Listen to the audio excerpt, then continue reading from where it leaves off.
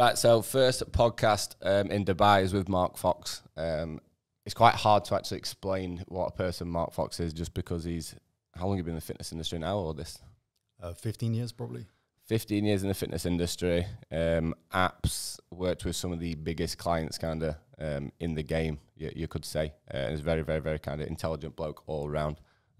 Managed to actually get him in through security. It's been a bit of a hassle, to say the least. I didn't think that renting a villa on the Fond would be this difficult, but Mark's just kind of drove straight in. But what I want to basically do first is just kind of let Mark introduce himself, kind of talk about what he does now as a little bit of roundup, and then I've got a few little different topics I want to kind of dive into. So, Mark, do you want to go? Introduce yourself, mate. Yeah, for sure. Thank you, first of all, for having me on. I appreciate it.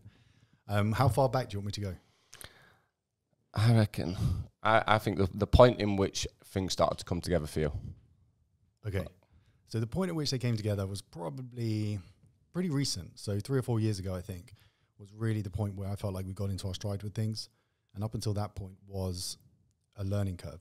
So working with lots of different people in the industry, learning exactly how systems and processes operate from both a user perspective for the systems we were creating, but also from a business perspective. Like being able to actually create something that you can then replicate across multiple different businesses in different niches was what took the longest time to be able to do that. So over the last 3 or 4 years, we've got to the point where by now we can create, like if someone came to me tomorrow, I would know exactly what we need to do over the next year to replicate what we've done with all the businesses. How did you, so basically Mark develops apps and a lot of other kind of stuff, but how did you actually get into that in the first place? Because it's not really it's not a come and walk into the job, right? I'm going to go and start doing this for a living. But how did you actually get to the point where you was like, right, yeah, I'm going to start creating apps and stuff like that? Yeah. So I actually got into it by mistake. Right. So what happened was when I was young and thought I could take on the world, I got a job as a recruitment agent. And within 3 weeks of being at this recruitment agency, I thought I can just go and do this on my own. I don't need these people. I can go, I can find people, I can fill jobs, and I can make as much money as I want doing recruitment. So first day, I went to get a website because you need a website for your business. And I realized it was a ridiculous amount of money to buy a website. So instead of paying someone to do it, I went to the library, got some books, stocked up on energy drinks, and I spent a whole weekend learning how to build a really crappy website. Launched that, and that was like the basis of my recruitment business. Recruitment business did well for the first year or so, and then UK recession hit at this time, and everything went to shit. And I ended up owing like close to probably a couple of £100,000 to various different creditors. Wow. And sitting across the table just like this with an insolvency practitioner telling me like, you're screwed, you're going to have to go bankrupt. And being very stubborn, I didn't go bankrupt. I paid back every penny to everyone I owed. But I did that through this new skill that I'd learned, which was building really bad websites. And so that was all I had left after the recruitment business. So I thought, in this period now, the recession, people are trying to find different ways to make money. They're probably going to want websites to do that like I did. So what can I do? And I thought, I'll sell these really bad websites at the time for, I think I was charging like £50 for a whole website. What? So as in like it's like a standard WordPress website? Not even WordPress. Really? Yeah, I was like coding line by line every single part of the website. I remember going and having meetings with people for this. I think it was up to like £75 at this point. And they were like, oh, can you add this slider and gallery and these other things? I had no idea how to do it. And I was like, yeah, of course I can. And then I'd go and figure out how I could do it. And then I would spend a weekend like coding it. So I was working for maybe like 50p an hour or something at this point. That's ridiculous. So how did you how did you pay off up to that much money from selling £75 websites? How many did you have to sell? A lot. So at that, when you're in that much debt, the creditors will do everything they can just to get money back from you. So in the beginning, I was paying people very little money to just show that I had goodwill in paying back the debt that I owed people. And then over time, doing this cheap website design over the period of a few years, I managed, as I learned more and more, I managed to get us up to the top of page 1 for the term cheap website design. And then we were getting hundreds and hundreds of inquiries every single month. And now we were charging £500-600 for a website, and we were doing hundreds of them. So at this point, things are going quite well. I've now started to recruit people to help me do some of the extra work whilst I'm doing some of the sales, starting to build the business out. And then I woke up one morning and Google had kicked us off of their search engine. I was going to say, so you built all that just off SEO? Yeah. That's mental. That's what, you know, SEO is one thing that I've not respected enough. It's like there's two things that I regret the most when I come into business. I didn't take email marketing seriously, and I didn't take SEO seriously. And when obviously I had NutriFast, which obviously went south in the pandemic, like we were obviously just getting into that. And when I kind of look at businesses now, we've got what we kind of do. I was like, right, everything has to be built into this called the whole customer pipeline, like the whole touch points, because what I did and what I've previously done is I've just rushed into it. I've not thought about SEO. I've not thought about email marketing. I've not thought about kind of data capture. And then 6 months to 2 years down the line, it comes up and trips you up, because the people who do take that seriously at the start, obviously kind of come up and go through. So how did you actually get to the top ranking in terms of the SEO side? So I just hired someone to do it. And so back then it was a case of just building up links from directories at the time. So they would just go out to other like websites that would have articles. They would put links on them back to cheap website design. And then we got up the rankings. But what they were doing wasn't kosher. So we got kicked off of Google, woke up to that, and overnight... Got totally kicked off of Google? Totally gone. we went from the top of page 1 to like the bottom of page 90 or something. Like we just disappeared off the face of the earth. And you weren't, I'm guessing there weren't much social presence and stuff for this either, so it was just all relying on that. Yeah, nothing. Instagram didn't exist back then. It was, so that's all I had. And so the same thing happened. I lost all of our money, stressed my wife out to the maximum. We had to downsize everything. We almost got kicked out of our house. We ended up in this tiny box of a house on a council estate where I had to sell my car to pay the people that I was... What car was it? It was just, what was it at the time? It was like I think it was like a Seat Arossa. Yeah. Like it was a tiny little banger that we used, but I had to sell it because I needed money to pay the people that were doing the work for me. And so my wife and I would go to Asda, and I've told this story a couple of times, but we would go to Asda with like a few pounds, and we would buy 10 chicken burgers for £1 at the time, and we would buy a massive jar of pasta, a huge industrial size pack of pasta sauce, and then a huge industrial size pack of pasta, and we would live off of that each week. And at that time, I started within this, so doing the website design and stuff, I started going to the gym, just started enjoying going to the gym. I was trying to train for a triathlon, and then I busted my knee, and so I started focusing on like building up my strength and bodybuilding, got into that. And so at that point, we were like dirt poor, nothing at all, but I had now found all these different people online, and as social media is now growing, that I thought like, oh, I'd love to work with them. Like it'd be awesome if I could take all this website skill with something I now really love doing and start working with some really cool people. So the first person I worked with, I think, was Jamie Alderton from Grenade. Oh, really? Yeah. I'm trying to think, because just for people's reference, like you've worked with some big clients, but who would you say that your top 5 biggest clients that you've ever had would be? So top 5 would be Ben Pekulski. He pretty much catapulted everything for me. It was, I messaged him on Instagram. I then managed to get on a call with him, and I literally pleaded him. Like I was like, Ben, and it just worked out in time. He was looking for people. He was having some trouble with his team. And I was like, look, I'll work for free. Just give me an opportunity. I'll work for free for you to show you that I can do it. And then if that works out, we'll carry on. And it did work out. Like it worked really well. Then I went over to Tampa, stayed with him for like 6 or 7 weeks in Tampa, building out all of his front-end infrastructure, and learned so much from him. But yeah, Ben Pekulski, Jordan Peters, Grenade, the actual company Grenade, we built out a social platform for them. Jamie Alderton was doing really well at the time with his. Yeah, I remember that. Andrea Brazier, Yaka Debrin, they had huge followings. They were doing well. So is this in terms of website, or is this a straight app that you were focused on at this point? Because obviously, again, I don't know much about app development. I'm not going to pretend that I do. So does it start with a website framework, then move into kind of the app side, or can you just go straight into app like they did? So now we just do app, but it started off, at this point, it's still very much website. So with Ben, it was probably 7 years ago now, 6 or 7 years ago. So the website was the focus. And then as I started working with Jordan Peters, the app became like, that's what everyone would want to use. Yeah. So we then started to build out the app. And at that point, I had no experience in building apps, no experience in running an app team, but the team just grew alongside me as the business did. And we sort of learned on the go, like what worked and what didn't. And the most important thing that we did through all these businesses was listen to what our members wanted. So rather than just create stuff and say, there you go, use that, it was, we've done all this, do you like that? Would you prefer if we did it this way? Like, what other things do you need?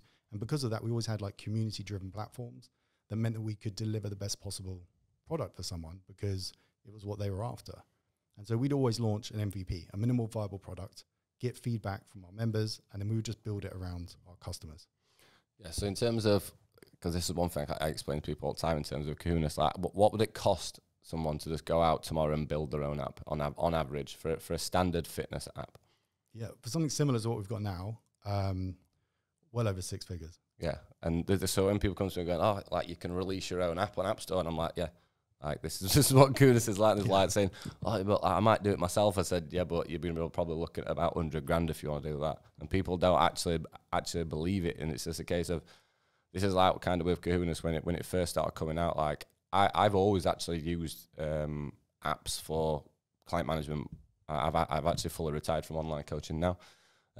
Next phase, we just focus on business consultancy and education. But like I had like things like True Coach and stuff like that, and they were just constantly problematic, and didn't have this. It's almost like these apps were created, but without actually taking into consideration real coaching. So like I remember when I first started. When I first found out about Kahunas, I was looking at it, and then I was like, about 3-4 months later, I started like really kind of diving into it, and I was like, look, whoever's made this app knows about coaching. That's probably the best way I could describe Kahunas. It's not a case of you're coming in, it's go, right, there's your training program, this is that. It's like, no, like there's so much more to what coaching is and managing clients and kind of touch points and stuff like that. And even now, it does it all. But you're looking to even kind of constantly improve. And there's so many apps out there which they just go, right, they release it and then they just leave it. Yeah. Like they just don't update it. And it's just like, I know like you get absolutely hammered with messages alongside kind of looking to improve. But that's what that's what business should be like. It's only the same as like me with my education base. Like we've obviously just launched the OSL platform, and we launched it, and 1 week later I was reinvesting back into the platform to make it better because I've seen what kind of stuff we're missing in the first week. But that's kind of, I think there's so much stuff, so much apps out there on other platforms where people don't have that mindset, so it just becomes kind of dead in the water. But it's like the same with you. Like you came from in debt to where you've got to now, to kind of going from websites into apps, and it's just like in a year's time you're probably going to be doing something else or going even deeper into it. And it's just, I think it's really, really important. If it's one thing that I love the most about Kahunas, like when people say to me like, why would I go to there, one of the first things that I always say to them is because they're not stopping improving it. You're exactly right. And it's the only way it works is with the help of the coaches, because we can only take it so far. We've got the experience and knowledge from working with tens of thousands of users across different platforms. But ultimately, when you're using it, not just for you, but for your clients as well, it has to work seamlessly. And there's so much cool stuff coming on Kahunas. But in what you're saying about reinvesting back into your business, Kahunas only became profitable this month. So we took nearly 2 years in development. We've been launched for 18 months. And this is our first month where we're just going to tip into making some money. And that's because every single penny that, like in the beginning, it was all my own money investing into it on the belief that, on the gamble that this is going to work, and then investing back into it. And now finally getting to a point where we're going to start making profit. And the only way we've been able to do that is through having this like tribe of coaches that are so enthusiastic about the platform that we can continue to build on it and make it better and better and better. And the future of what's coming is insane. There's going to be so many cool features that are going to make everyone's life so much easier.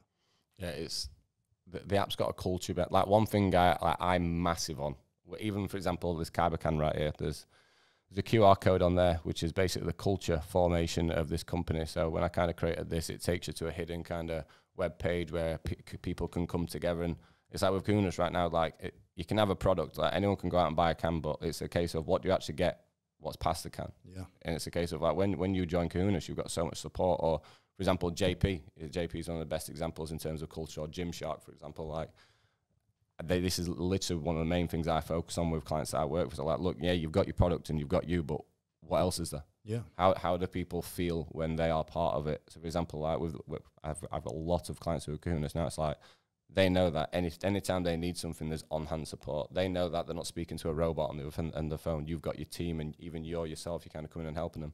Or it's like when, for example, with JP, big bodybuilding cult, but it's like, do you know what I mean?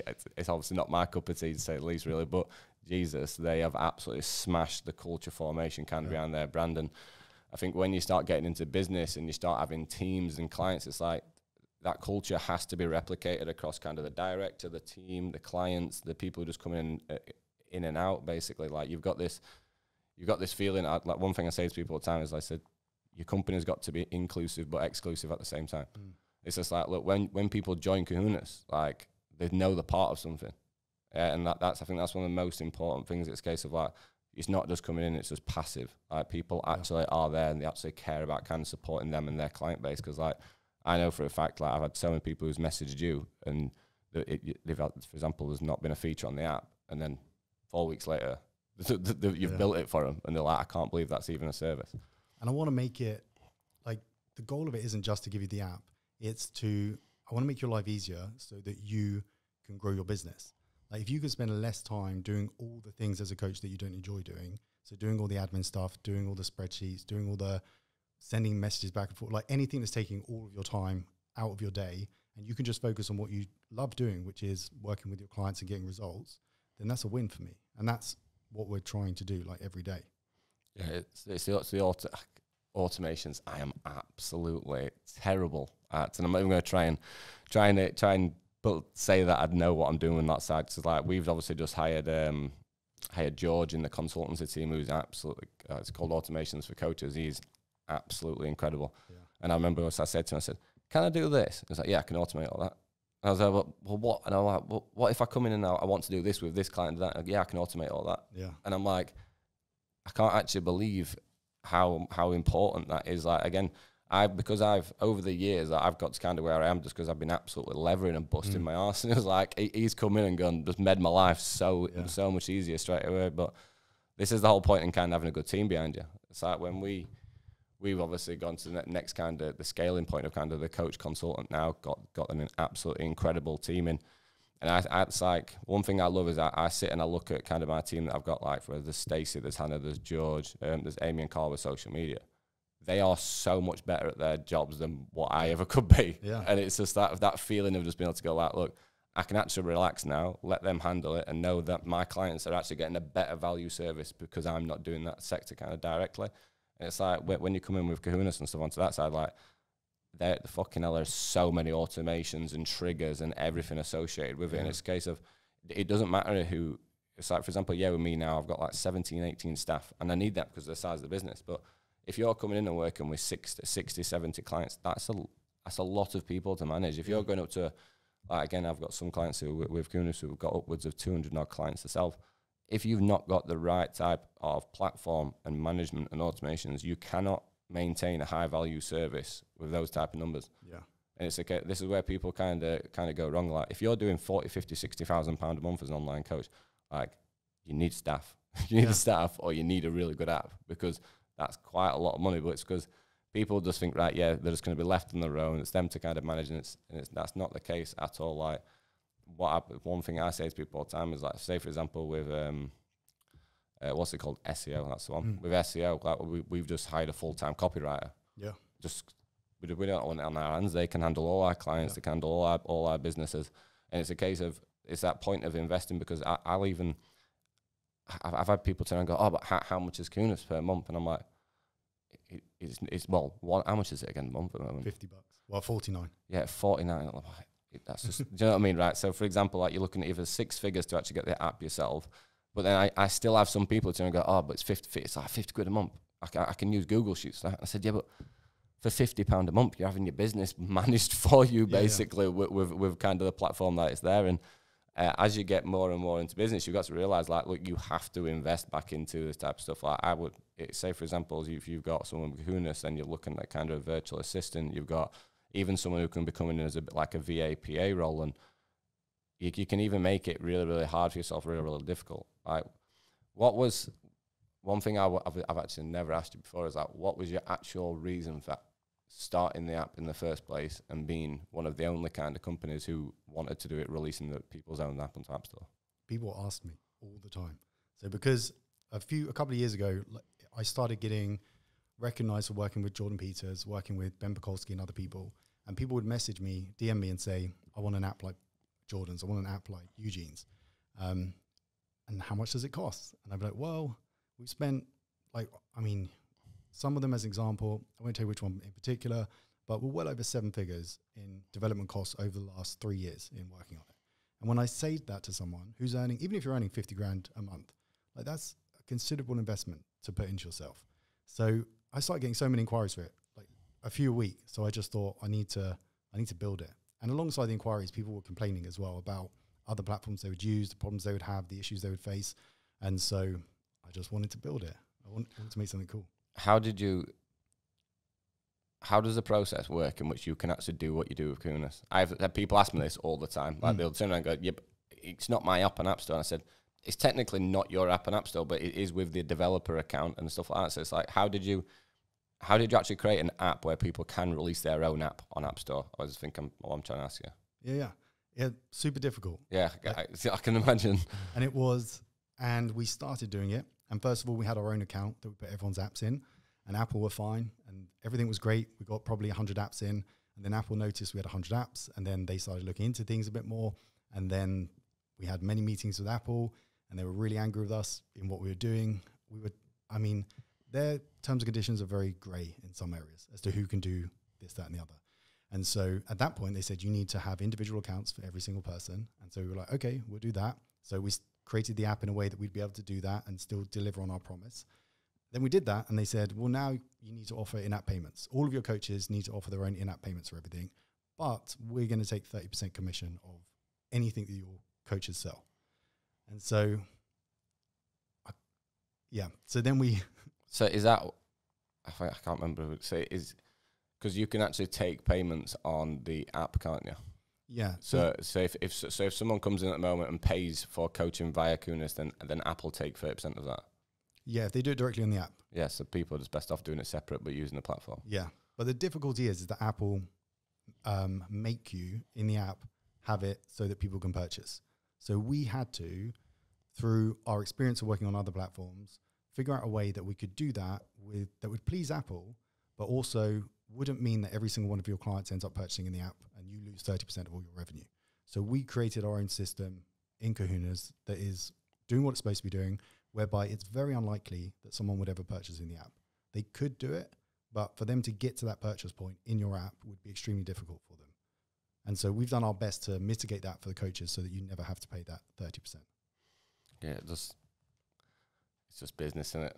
So as soon as people see numbers going through, everyone wants kind of a bit of that pie, but that's just something that you've got to kind of realize. And it's Apple. Like you can't, where else can you put it? People either have an iPhone or they have like an Android phone. But if you're dealing with 100 clients, probably 60 of them are going to have iPhones.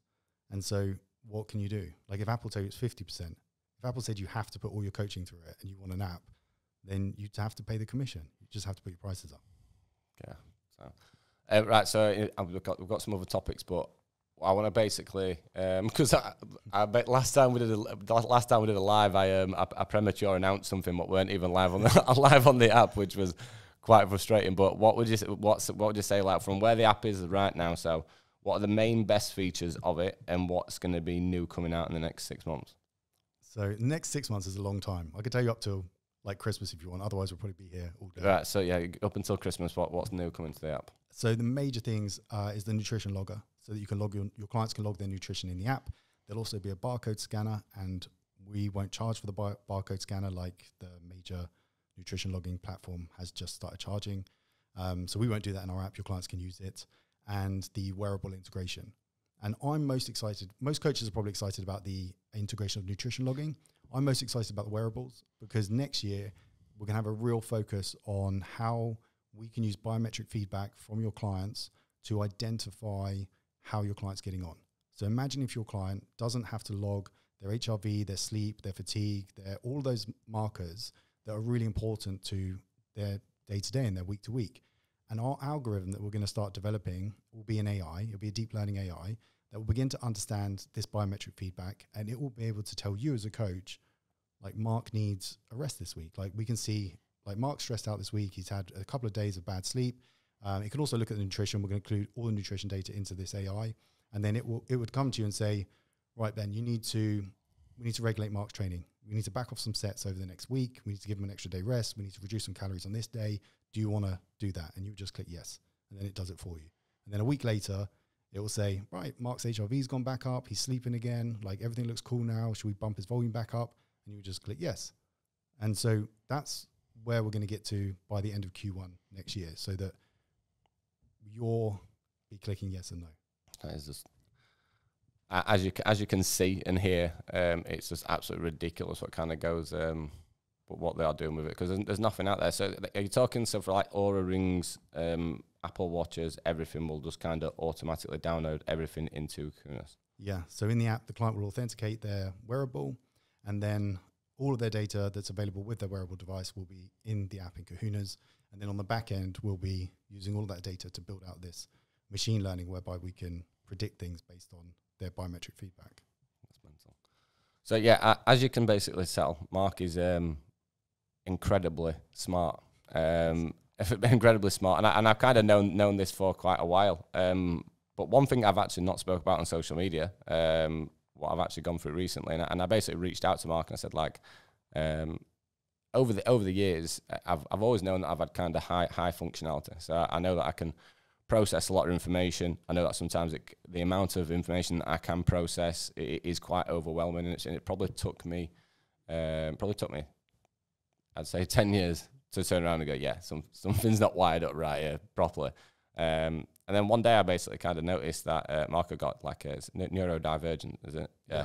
He had that in his Instagram bio, and I was like kind of researching into it, and I said, like, Stacey's, she's worked with people like me before, and she was like, yeah, Ben, yeah, you're definitely on spectrum. Like, you're definitely a little bit autistic. And I said, how do I kind of find out? And I basically reached out to Mark a few months ago and said, like, look, how did you actually kind of get your diagnosis? Because I didn't know if it was just a case of you just went in and one day you suddenly turn around and say, because it's not something for a normal 28-year-old guy to kind of get to the point of going like, yeah, like, I actually want to get a diagnosis for how I process things mentally. And I'm quite well, I'm quite nervous about speaking it now. But like, if it weren't for Mark, I wouldn't have actually gone through that process to kind of start it, which I'm actually undergoing now.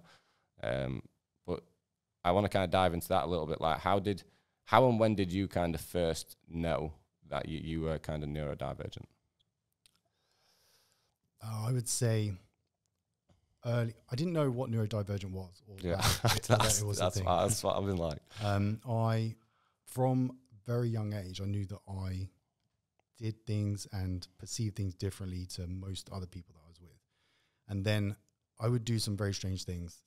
So from the age of 5 till 18, I could tell you probably the 10 foods that I ate every single day of my life for that entire period. Food became because of the textures of food, colors of food, smells of food became a really weird hold on me. It still is till today. I could tell you a blueprint for creating a 7-figure business over the next 2 years. If you ask me to decide what I want for dinner tonight, it will destroy my world for the next hour.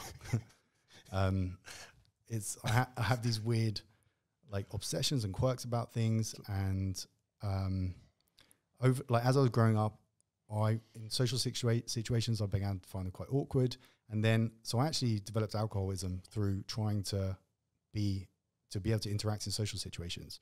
So from my early 20s to 30s, I pretty much became an alcoholic, and I've been like sober now for 6 years, but it got to the point of pretty much destroying my relationship. It destroyed elements of my work, of my life, of my relationships with my family. But anytime I went to a social situation, that was the only way that I could cope or enjoy with actually being there, because I would honestly just sit in my room and just be on my computer working all day, every day, if I could. And so for me, during this period of like alcoholism, I wanted to go and get help. And during that discovery, I would explain, here's all the things that go on in my life. Here's the things I find difficult.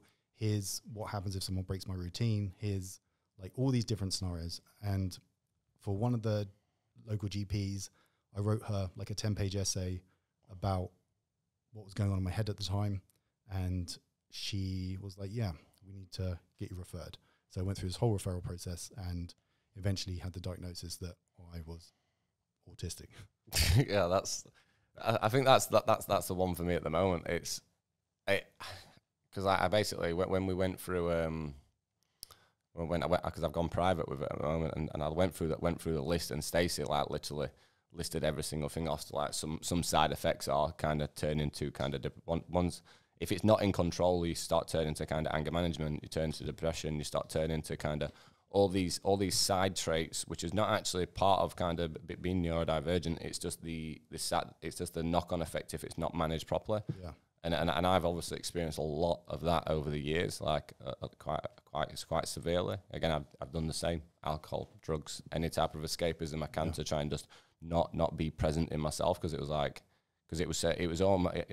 basically spent a very, very long time where it was painful to be myself. If that kind of makes sense. Like Totally. I knew that I was a high performance person. There was nothing. It's still an issue that I have now. There's nothing that I can succeed where it fills that gap. Yeah. Like I'm even this. Like everything I do, it's like kind of I have this obsession to kind of get to that point. And once I've achieved it, I feel absolutely nothing. And it's quite a scary feeling, that, because you almost kind of feel like empty. And I'll get comments all the time like the amount of times I've said to Michael, I said like, look, I can't even believe what I'm doing at my age. Yeah. Like, I'm doing what people are doing 15 years older than me at this point now. Yeah. And it's like I can't. It's almost like I can't accept that. It's like but my hardest one was it's almost like when I'm not in routine, it's when I'm not in control. I think that's like I can go, say for example, the back end of a holiday, when I know that I'm coming back and I'm not organised, not got stuff. I have full on panic attacks. Yeah. Like and it's a case of when I was kind of coming in, I'm better when, and this is a weird one, I'm better when I'm overwhelmed than when I say for example I come up and I've got fucking 1,000 things to do in a day. That's when I'm at my best. Yeah. Because I come in, I'm like, but if I come into a day and I'm not stacked myself, it makes me panic, because I feel like I have to be processing something at all times. So like as I've kind of started expanding the businesses and stuff like that, and for example when I've brought people into the team, I've had panic attacks because I've not got as much work to do. And Stacey's like, Ben, this is a good thing. You're now paying staff to do work for you. I said, but like I have to, because I've not got stuff coming in front of me. It's just like I'm like, right, I need to create something else. I kind of come in and I can't switch off. But yeah, like I said, it's something that I'm open. I don't know what it is. I don't know what I'm going to gain from it, and that's why I basically when I reached out to you, I said like, look, is it even worth me getting this diagnosis? Am I going to learn or know anything different? And like kind of Mark turned around to me and was like, once you know, it'll make you kind of feel better. Like, because I'd say like right now is probably the most that I've ever been in control of it, but like over the years, it's led me to turn into extreme violence. It's been that bad. Like even just with myself and kind of going on it, but yeah, that's kind of something I'm going through at the moment. But what do you say? So say for example, you where you are right now. What things do you do to manage it? Because Alex Whitehead, who's here right now, he's actually going through process with ADHD, and he's actually a bit ahead of it with the diagnosis. And he's like, yeah, I'm pretty confident that I've got it. Yeah, and that's one thing he said. It's just like, look, even though I'm in control of it now, like there's certain times where like I do struggle, and it's almost like you want to be able to explain. And that's one thing I said to Stacey, like sometimes I want to be able to just say to someone like, look, like I said to you, like when it comes to social situations, like I'm really reserved. I have to work. So, like I'm very, very, very protective about kind of my friendship group, which is why I've got everyone here. Like I'm really, really invested into that, because my circle and the people who I kind of surround myself with, that's my security. Yeah. If my security breaks, then I break, and I could literally go from in a split second a total different direction in life. Yep. If it genuinely, that's the one thing that kind of scares me. Like I know that, yeah, I could have this with the business and the success, but one thing, and I can go off, and I have to be in kind of control of it. And that makes it worse knowing that. Yeah. Because I totally get where you're coming from, and that to loop back on a couple of things you said. So today I was up at 3 this morning. I get up early always, but I was up at 3 and I slept terribly because all night I was up. So something I do when I go into situations I don't have control of is that I practice and rehearse possible outcomes as to what's going to happen before I get there. So last night, despite taking copious things to put myself to sleep, I would wake up in thought. Like my brain's already thinking about it when I open my eyes, that like, even I got up in the night and I was looking at your Instagram and stuff to see what is the house like, where is the house exactly. I'm looking at Google Maps to understand exactly where that is. Yesterday we went to the theme park and we had to drive back by this way, to the water park to see where the road exactly is with the house, so that I know that's where I'm going to. The more things that I can have an awareness of and understanding before I get there, and the more I'm prepared for possible outcomes by rehearsing these things in my head, then when I get here, I'm less likely to be confronted with something that's going to be outside of my understanding, and then I'm not going to spiral. But if I got here today and something obscure happened, by my standards, then I probably wouldn't be able to sit here and talk. I would have made an excuse that, oh, I've just got a message, I need to go and do something, or something like that, just to get out of the situation. And in terms of like, what does the label give you? It's, for me, it was, now I can stop trying to find things that are wrong with me. Like, I've spent 20 years trying to figure out what the hell is going on in my head. Yeah. And now I'm like, well, it's because of that. Like, so there's nothing I can do about it. Like, there's things I can do to try and manage my situation. And also for family members, it made a difference. It was when, as soon as people were told, Mark's been diagnosed with this, everyone was just like, yeah, that makes sense. Yeah, I remember when, obviously I was with Stacey and I turned around, right, so I'm going to go ahead with this. And basically we turned around and I spoke to all my group and said, like, look, I know I operate at a high level, I know I've got this stuff. And literally every single one of them turned around and went, yeah, we already knew that, Ben. Yeah, exactly. But I was like, it's almost like I was announcing this really big thing that we're going to shock everyone, and everyone, they're like, yeah, Ben, like you're fucking really weird, mate. Like, but we love you anyway. Yeah.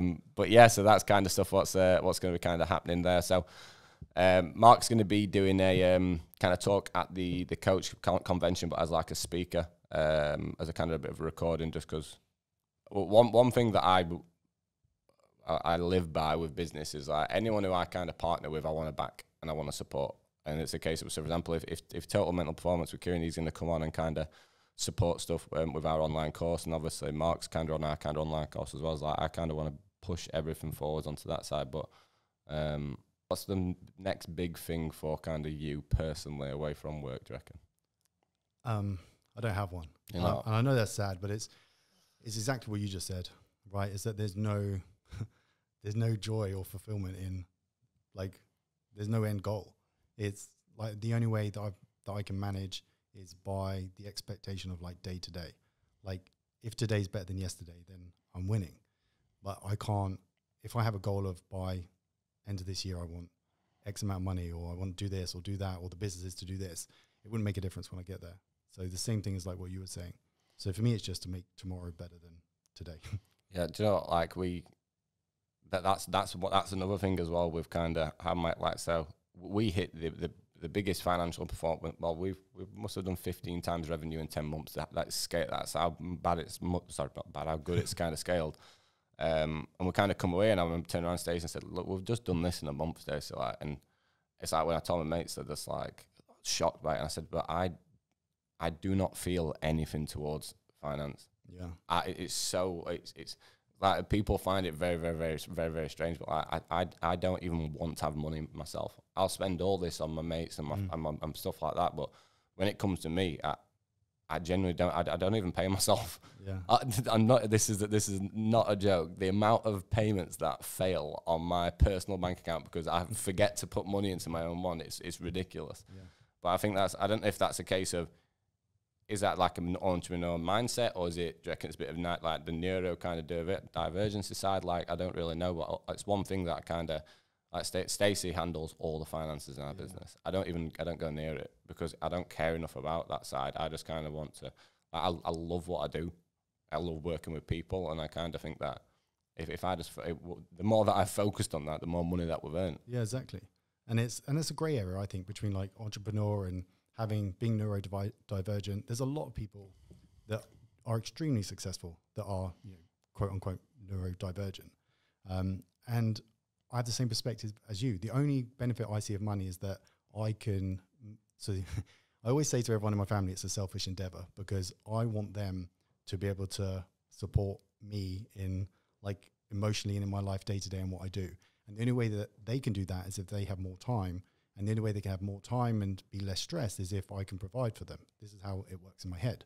So all I do with the money we earn, it's nice to have nice things, but we spend a lot of it on flying family backward forward to here, like on doing as much as we can to bring family together and to create memories with them instead of like buying stuff. Because if we had no money and tomorrow Vicky and I had to move back to a tiny little house again, the day-to-day of my life doesn't change. It's exactly the same. I would still, my day-to-day, 7 days a week would be exactly the same as it is now, except we'd be in the grey cold in England instead of in the sun in Dubai. The amount of, well, one man over there every day is like, move to Dubai, move to Dubai, move to Dubai. And I get it all the time. But so I would, for obvious reasons in terms of tax and stuff like that. But it's like I couldn't leave. And that's what I said as well. I could not leave England because I'd be out of my routine. Yeah.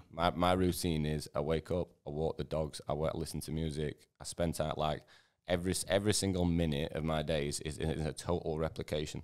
So the time that I wake up, the time that I go and train, the time that I do everything, I'm just on the absolute dot. And yeah, could I have a better quality of life like living out here? Potentially, yeah. Would my dogs be happy in this type of weather? No, and that wouldn't sit right with me on terms of that side. But it's like even when it comes to the back end of this holiday, I will be looking forward to going home because I have to rely on that routine. Yeah, it's your comfort zone to go back to. And I would have been the same. The only thing that really did it for me was when COVID came. We moved because of COVID.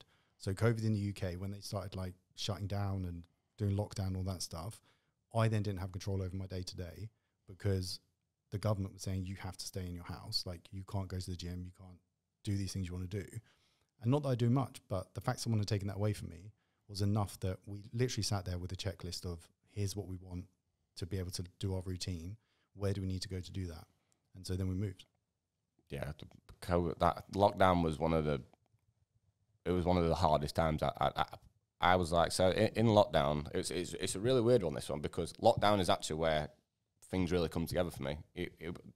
As we closed Nutrifast down, yeah, we lost a lot of money and we lost a lot of energy, and it challenged my relationship more than ever will I do again. But that was the time where I sat back and went, right, if I'm going to get fucking locked inside for X amount of time, I'm going to come out at the back end with something else. Yeah. And that's why I was like, right, I'm going to build an education platform.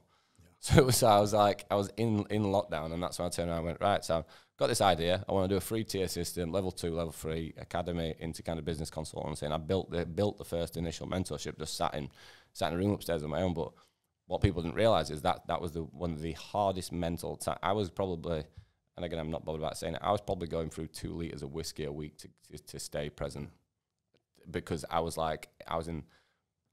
locked inside and I couldn't do little day-to-day stuff. And it was like I was waking up every single day, and I was in 8. The only way that I got through that was by building CP education. It's a really, really weird one for people to understand. Like, yeah, it was incredible what I did, but if I was not building that course, I would have gone mentally south so fast. Yeah. And I did, and I was like, I stopped training. When I get to a point of kind of height and state, I stop eating. I lose all. I literally. So there a point. I probably think I put a picture up where I looked terrible. I went through a transformation, like when I thought, right, I can start training again now. But there was a point where for about a month straight, I was probably having 300 calories a day. Yeah. I just totally stopped eating, replaced it with caffeine, replaced it with alcohol, while building the framework to an education website. And it's that stuff what people. I think that's like. It's the stuff behind scenes what people don't see. Yeah. People just see, oh, Ben's done this, Ben's done that, but it's the case of they don't see like the reality of it, to kind of say the least there. Yeah. Even to, like we're talking about coming here today, like no one sees me pacing at 3 o'clock in the morning, practicing questions that I can ask or things I can do. And I think that's one of the kind of, not misconceptions, but the misleading things about social, right? Is in anything you do, that you always see, if you find someone on social, it's normally because they're already successful. So if everyone you're following is already successful, then you think that it's really easy to do. If I'm following 10,000 people and every one of them is successful, you think, oh, that's super easy, I should be doing it. And then you feel crap when you don't. Yeah, Instagram followers. This is, again, another joke on it. Michael all the time said, if I had hit 10,000 followers in 2000, by the end of this year, I'm deleting Instagram. I've just had enough with it now. But like, it's like, obviously I work with a lot of people who's got ridiculously kind of high followers, and they said, I've done very, very, very well without, like I said, when you said earlier, like Instagram weren't even a thing. Yeah. Like I built up to £15,000-20,000 a month as a personal trainer before I even had Instagram. Yeah. Do you know what I mean? It's a case of, it's the understanding of going like, look, social media and everything else like that side, it's a game. Like, one thing I'm trying to do is be a lot more real and authentic with my page. But the thing is, if I played the Instagram game and I just posted about the stuff what I know will build me a profile, I could add a lot more followers on. But that's not what I want for myself and my business. Yeah. I don't want to. For me, I can't lead one life on social media where I'm showing all this all the stuff to try and bullshit algorithms and just do you know what I mean? Just proper influencer kind of stuff. Like, I know that I could have a lot better engagement, a lot better stuff if I did that type of marketing.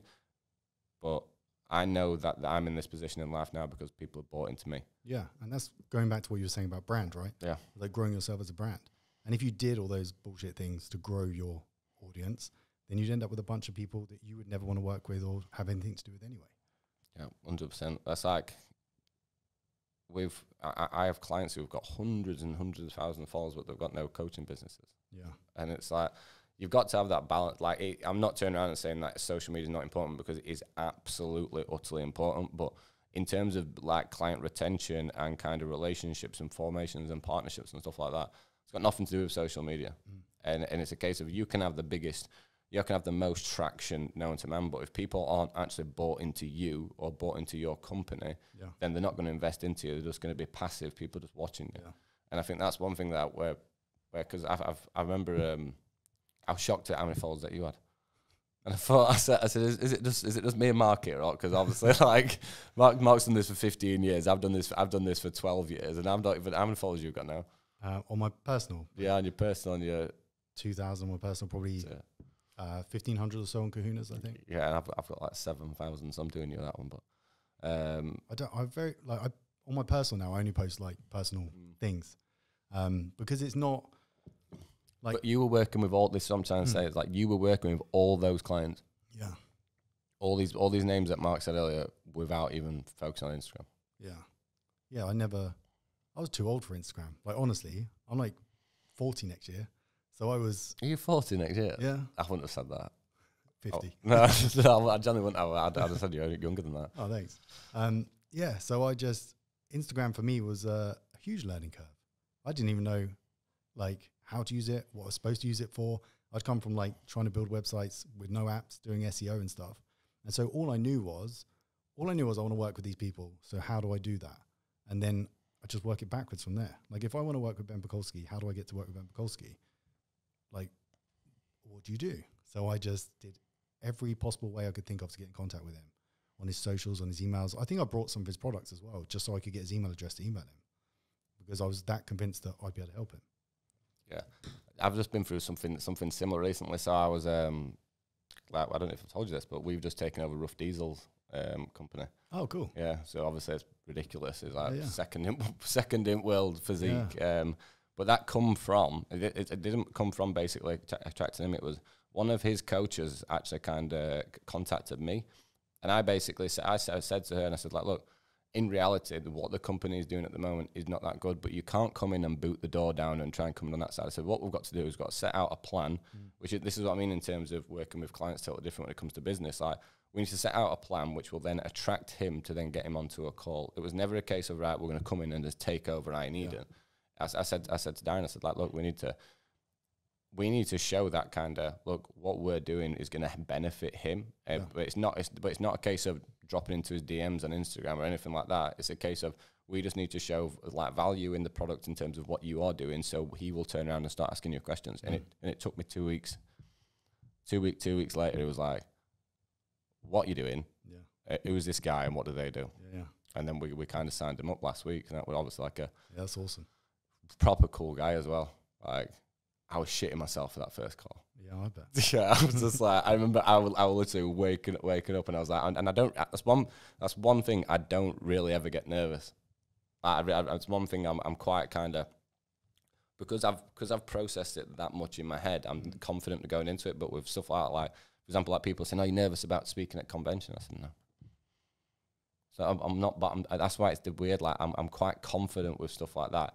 The only time that I'm nervous is when if there's an inkling of self-doubt, I can imagine like what's it called when you've got like a thread on a cotton wool. Yeah. If there's one little bit of thread, I can rip that out myself and go and bury myself. Whereas I just try and stay in this state of being constantly intact and in control all the time, and that's why I kind of operate at this level now. But so in terms of like this is a good question. It's kind of probably come to a roundup on with these high profile clients. And so this is for me. This is for coaches who are looking to work with kind of people on that side. Like, what would you say that the best approach is to be kind of working and attracting these type of really big kind of clients that you've had? Is referrals, like first and foremost. Like start with, and you might not be able to get, like in this day and age, you might not be able to just go to Ben Pekulski anymore and just say, hey, can we work together? But if you can, there'll be a way to eventually start to work with someone like that. So if you're always just working, like, try and picture like who your perfect customer is. And then where do you find that person? And then if you don't yet have the experience or the knowledge or the skills or what you need to get there, plan backwards, what would you need in order to work with that person? What would they expect from you for you to be able to work with them? And then I would, through referrals, build out my bit. That's how I built out my business. Like in the beginning, from Ben, I met Joe Bennett, hypertrophy coach, and then we built out his whole platform. Through Jordan Peters, I met so many people just because of his reach, and then just relentlessly doing a good job for people, and delayed gratification. I think delayed gratification is one of the most important things anyone could do in business or in anything. Like if you want to step on stage as an IFBB pro, let's say, you can't do that eating your favorite bit of cake today and tomorrow and the day after. Like that instant gratification that you need day to day, you have to delay that till after the show so that you can stand on that stage and win the show. And it's the same with business. If every day, every single bit of money you're earning is to show off that I've got this car, I've got this cool thing I'm buying, this cool thing I'm doing, and you don't think about, let's invest into some people. Let's take all this money now. I'm not going to buy a car. I'm not going to buy a Rolex. I'm not going to show off. I'm just going to invest that back into getting some people on the team to help me grow it. And then you just keep investing back into yourself in the know that in 5 years, you're going to be doing way better. But that, I think delayed gratification, especially in the world of social media right now, where there's this constant need to have instant gratification is a huge one to success. No, I definitely agree with that. That one thing in the last, I would go as far as saying that, but at least 50% of income that I've achieved, like we've gained in the last 2 years, I've just straight invested it back into business. Like at least a minimum of that. Like, and as we've started earning more and earning more, all I've done is I've just invested more. And it's a case of, I think it's just that's something that is a mindset, and it's a case of like, if you're looking to grow a business, you cannot have emotional attachment to finance. Like you are going to invest in some stuff and it's not going to fucking go right. And it's like sometimes you're going to gain money, sometimes you're going to lose money. And it's just a case of all you need to do is, as you kind of go through, get smarter with your investments. But it's a case, I know a lot of people and a lot of clients where they're going, look, I invested into that before and it didn't pay off, so I'm just going to stop investing now.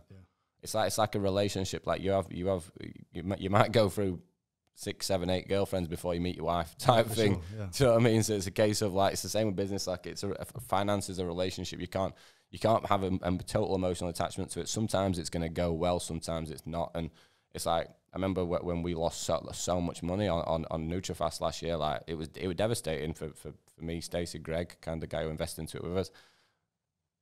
But you can't sit and bitch about it. You've just got to turn around and go, right, look, that's gone now. It's done. So what? And straight away you just turn around and go, right, so what have I learned from that kind of downfall? Where can I invest to now? Where can I go from there?